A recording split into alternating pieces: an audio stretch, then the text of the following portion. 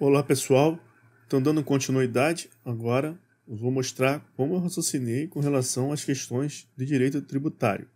Então eu já mostrei as questões, como eu fiz as questões de administrativo, civil, processo civil, penal, constitucional e processo penal. Agora estamos em direito tributário. Então estou aqui passando para vocês o procedimento, como que eu raciocinei, como que eu tirei as minhas conclusões, porque foi uma prova trabalhosa, foi uma prova difícil. Então, estou mostrando esses detalhes mais práticos. E no decorrer dessa apresentação, estou também falando um pouco, né? Acaba tendo que falar um pouco sobre matéria também, sobre uma parte jurídica, aí você vai tirando as suas dúvidas também. Então, aqui com relação ao direito tributário, eu observei aqui de cara que são aquelas alternativas de textão.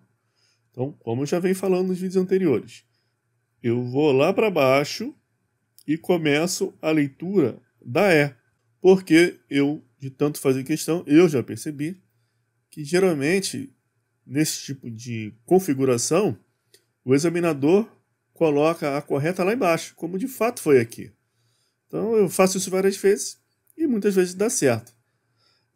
Não que eu vá marcar, né? Mas é provável que esteja lá embaixo a mais correta, eu vou fazer a leitura e já vou ficar tranquilo, porque quando vem muita alternativa assim com o texto muito grande, é um pouco chato. Você fica preocupado em cair numa pegadinha, porque são muitas palavras, né? Então aqui foi isso. Então lá no enunciado eu marquei, ó, eu vou sublinhando aquilo que eu percebo que é o tema da questão. Então é prescrição intercorrente, execução fiscal. Aí eu já vou para as alternativas focado nisso, nesse tipo de assunto. E quando a questão fala em jurisprudência, você tem que prestar atenção que vai cobrar entendimento jurisprudencial. Aqui do STJ, aqui a menção ao STJ não é tão relevante. Poderia ser STF, STJ, que muitas vezes você não vai saber. Seu entendimento, não vai lembrar. Seu entendimento é do STJ, do STF. O que importa é saber que a banca quer cobrar um entendimento jurisprudencial. Quando é lei seca, ela fala assim, nos termos da lei, aí é mais tranquilo, você vai mais procurando lei seca. Mas quando é entendimento, é complicado. Por quê? Você tem que ter visto a jurisprudência. Se você não viu, você vai ter que julgar na hora o seu entendimento. E muitas vezes não bate. Então, o que aconteceu nessa questão? Eu desci lá para baixo por causa do textão. E quando eu cheguei na eu conhecia muito bem essa jurisprudência. Então, eu dei a sorte no concurso de cair uma questão sobre jurisprudência que eu estudei, que eu conhecia. Então, eu estava com a minha margem de sorte muito grande diante da quantidade de coisas que eu estudei. Então, esse texto aqui eu conhecia muito bem. Então, eu não tive preocupação. Aí eu subi para D e para C e eu não conheci isso aqui muito bem. Só que eu também conhecia de maneira assim 100% segura o entendimento da A e da B. Então o que aconteceu, pessoal? Eu sabia que a A e a B estavam erradas, porque eu conhecia isso aqui. E eu tinha certeza que a E estava certa. Dessa forma, eu não me preocupei com a C e a D. Apesar de eu ter lido e eu ter achado estranho o que está contido aqui nessas alternativas diante daquele conhecimento já abrangente, de tudo que você estuda, de situações jurídicas que você no dia a dia vai vendo. Mas eu não sou o membro lá do STJ, eu não faço parte. Então a jurisprudência é do STJ, o entendimento é do STJ. Então é isso que você tinha que entender. Por exemplo, eu vou chegar lá na hora de falar do ambiental, na questão 49, que está dando problema, etc. Mas a banca não vai anular aquela questão, porque eu vou mostrar que é um entendimento e tem um motivo para a alternativa correta ser a B. Então, vai ser mantida a B. Por quê? Porque o enunciado ele quer saber aqui do entendimento do STJ. Então, você teria que ter estudado a jurisprudência. Então, a A e a B, eu tinha certeza que não é. Essas duas eu não conhecia, mas eu dei uma lida aqui sem muito compromisso, porque eu estava certo que a E era a que eu iria marcar de qualquer jeito. E resolvi a questão dessa forma, sem precisar me importar com essas duas aqui. Então, o que eu quero exemplificar para vocês? Que não é necessário saber tudo. Você tem que saber o máximo de coisas possíveis, e à medida que você vai sabendo, você vai aumentando o seu cabedal e tendo mais chance de conhecer mais coisas e fugir de armadilhas, de pegadinha, como nesse caso aqui. Aí na questão 41, ele quer a errada. Eu errei essa questão. Então o que acontece?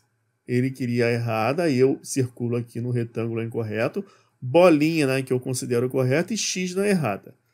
Nessa questão, eu fiquei confuso, eu não tinha certeza sobre o que estava sendo pedido aqui, o texto ali da parte tributária na Constituição.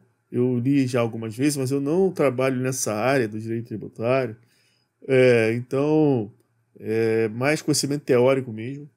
E aí eu fazendo a leitura, eu sei que tem muita jurisprudência sobre isso, da parte de imóveis em locação, das entidades que, quando é revertido o valor, há o benefício, mas com relação a isso aqui, eu não conhecia. Então, o que aconteceu?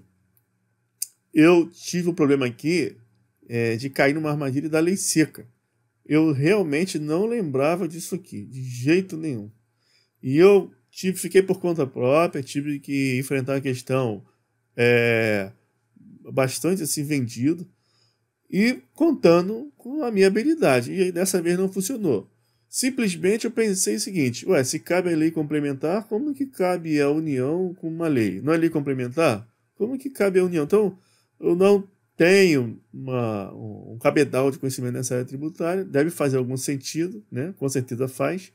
Além de que é texto de lei seca, está na Constituição exatamente isso aqui. Então eu fui meio perdido e não consegui êxito nessa questão.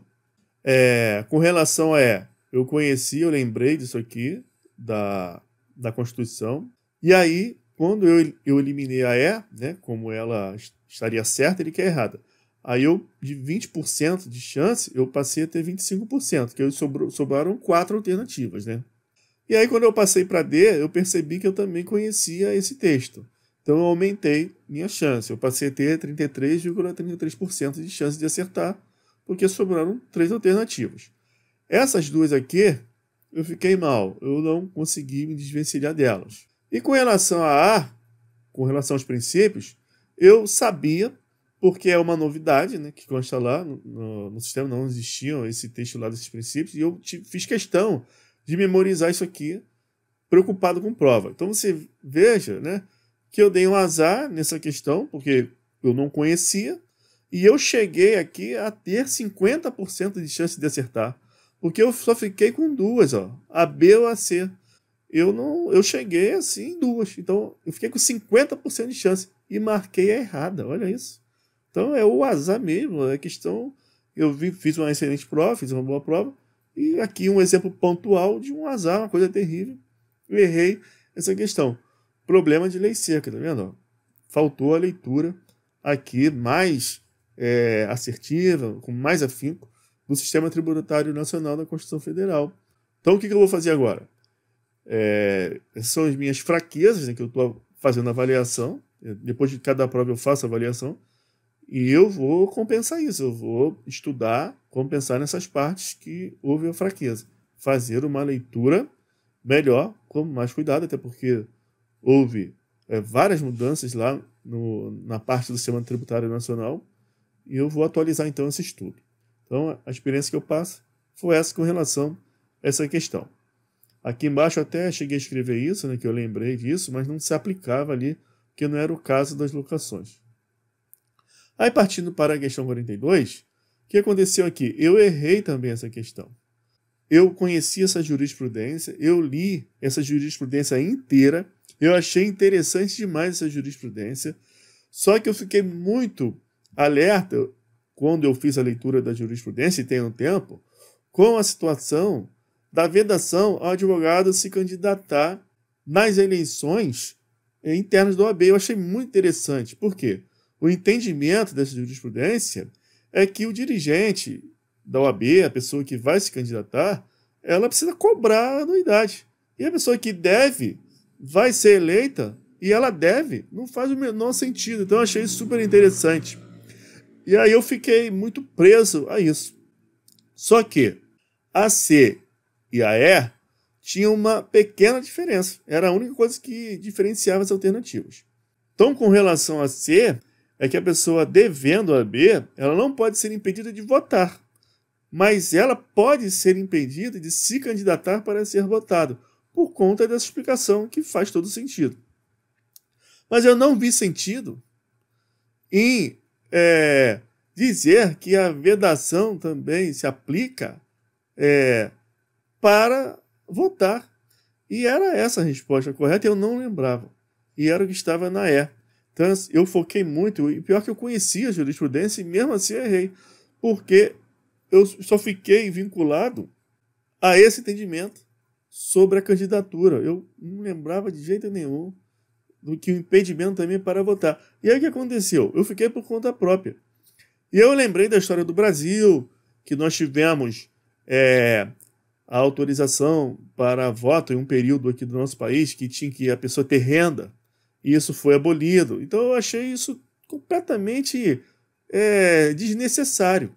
Mas eu vi que era necessário, até porque eu li a jurisprudência, na vedação para ser votado. E não deu certo, eu errei a questão, esse foi o entendimento, e eu vou fazer essa revisão para compreender por que há vedação também para votar, para aprimorar aqui o meu conhecimento, o meu estudo. Eu quero entender por que o advogado inadimplente também não pode votar. Qual a implicação disso? Qual é o entendimento do STF para essa vedação? É isso que eu vou refazer o estudo. Então, qual é a questão da prova? Esse tipo de questão você só resolve se conhecer a jurisprudência, ou se você tiver a visão, né, e conseguir inferir o motivo, né, plausível, de maneira sintonizada ao entendimento dos ministros. E eu não consegui esse êxito aqui nessa prova. E com relação a D, tranquilo, eu acertei a questão. O que aconteceu aqui? Nessa questão 43, eu tinha certeza absoluta que a resposta certa era D. E isso me livrou de uma preocupação com relação a tentar entender as outras alternativas. Porque a D estava muito clara para mim. Eu tinha esse texto da lei seca do CTN tranquilo, literalmente, na minha mente. Então, eu fiquei tranquilo. Aí eu fui para as outras. Quando eu fui para as outras, eu também percebi que eu conhecia a B, porque a B fala tranquilo, né? No artigo 124, lá no CTN, sobre essas duas modalidades de solidariedade. Eu havia estudado isso. A solidariedade natural ou de fato é aquela que não é imposta, é quando há um interesse comum. E a legal é que há imposição da lei. Então eu sabia isso, está lá no 124, são dois incisos. Então tranquilo, aí eliminou, mas eu marcaria aqui a D sem pestanejar, não ia me preocupar com as outras. E aqui com relação a A, eu li também e eu percebi que eu conhecia. Isso aqui é um texto também da lei seca, está no CTN, e eu lembrei que eu conheci isso também. E por fim, pessoal, lembrando que essa E aqui, eu também conheci. Como que eu conheci o texto da E? Fazendo questão de concurso. Eu já fiz questão de concurso, que eu errei na questão de concurso, eu errei no treino, e eu aprendi errando. Por isso que é importante fazer a questão de concurso. Eu errei a E, esse texto, eu botei que tinha a solidariedade, a declaração conjunta. E depois eu fui ler, fui pesquisar, e ele não tem nada a ver. Não há participação e tal. Só que acontece, eu já estava certo aqui com a D, então não estava me preocupando. Com relação a C, eu não lembrava da onde eu vi isso. Eu não cheguei a ter uma visão da onde eu li isso aqui.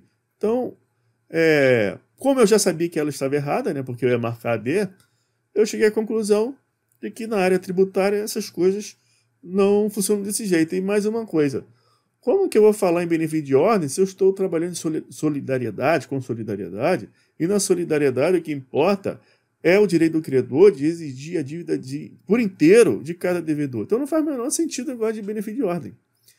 Mas eu já estava tranquilo, porque eu ia marcar D. Então aqui, pessoal, eu conhecia a E, eu conhecia a A e a B através de leitura de CTN. Isso aqui é um entendimento jurisprudencial que eu aprendi fazendo questão. E a D, né, que é a resposta correta, né, é lei seca também, do CTN. Então, tranquilo essa questão. Então, fica a dica. Leitura de lei seca, fazendo questão. E aqui, né, como eu disse no primeiro vídeo lá gravado, né, dessa sequência, para essa prova, eu fiz 5.039 questões. 5.039 questões para esse concurso. Só para esse, que eu faço a estatística de quantas questões eu faço até o dia da prova. Fora as questões que eu já fiz para outros concursos. Então, muita questão. E com questão você aprende, porque errando se aprende muito, que marca. Então, eu não esqueci isso aqui porque eu errei quando eu treinei. Então, encerramos aqui a avaliação, análise, esse compartilhamento de ideia com relação à parte tributária no próximo vídeo previdenciário.